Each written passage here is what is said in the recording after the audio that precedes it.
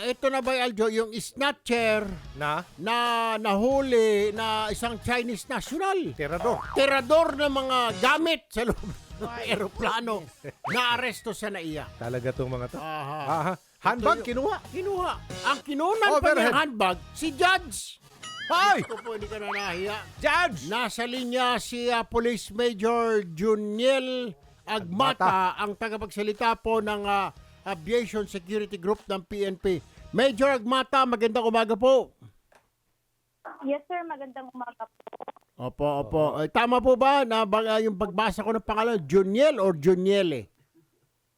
Juniel po, sir. Juniel. All right. Thank you. So ano po nangyari? Pakikwento nga, ma'am, itong tatlong Chinese national, hawak nyo ba ito ngayon, yung isa, or tinurn over nyo na sa Bureau of Immigration? Paano raw ba nangyari? Hello? Ito po, sir, na suspect po natin ngayon. Yung hawak po ito ngayon ng ating mobile patrol security unit po, sir. At Opo. nag-aantay po ng resolution galing po sa korte para may transfer po na Bureau of the Management and Technology po. Aha. So hawak pa ninyo, Ito. hawak po ninyo ito ngayon, itong si Liu Xiuming.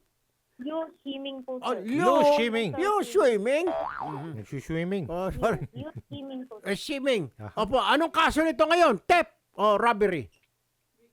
Ang kaso po na Robbery na-file daw. po natin, sir, yung theft po, sir, under Theft. Article 3 of revised penal code po natin, which is a revised 1095 po ng topic. Ano po kaso yun?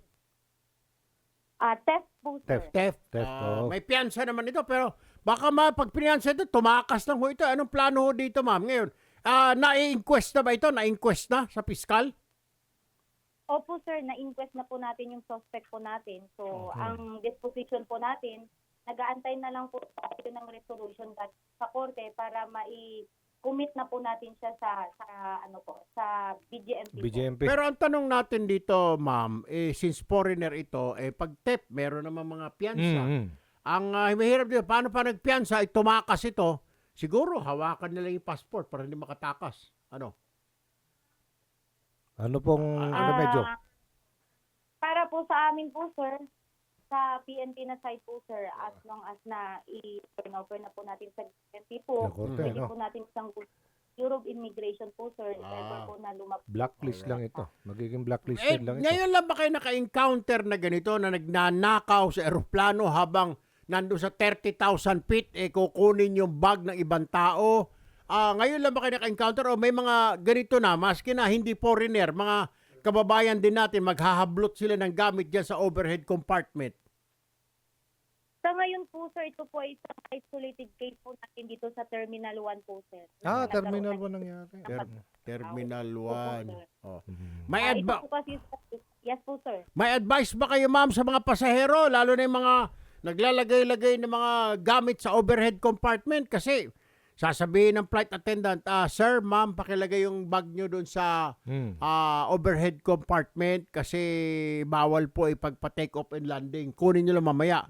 Ang problema, baka habang tulog ka, lalo pag overseas, biyahe matagal, baka dudukutin habang tulog ka, kukunin yung bag mo at bubuksan. Paano po yan?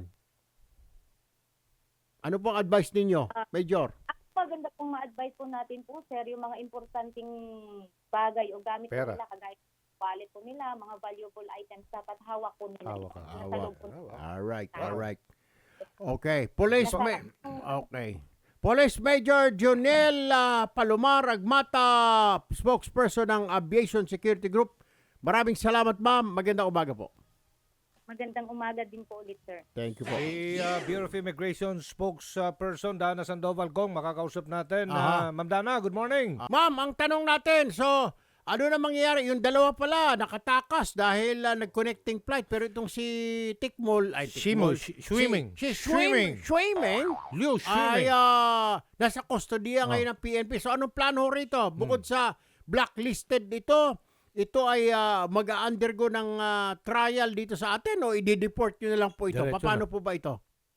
Yes po, yung tatlo po, lahat po sila for blacklisting po natin. Aha. So no attempts to enter the country. Nakuha din po natin yung information na yung airline, blacklist na rin po sila. So hindi na po sila makakapag-take ng any flights on that airline.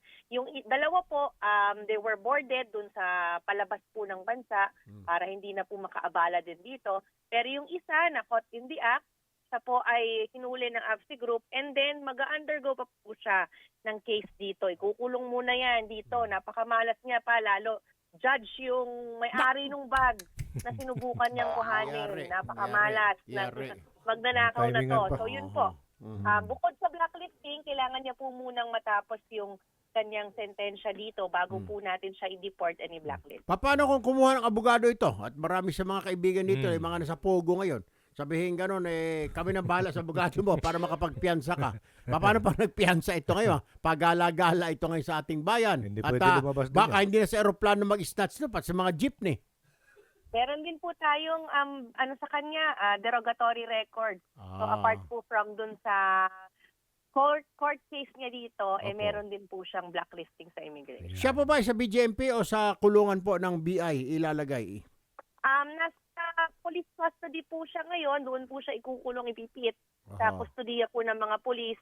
After po nung sentensya niya, saka po siya itatransfer sa atin for implementation po ng blacklist. Ayun. Alright. Malinaw. Miss Dana Sandoval ng Bureau of Immigration, maraming salamat po ma'am. Magandang umaga po. Salamat po and good morning.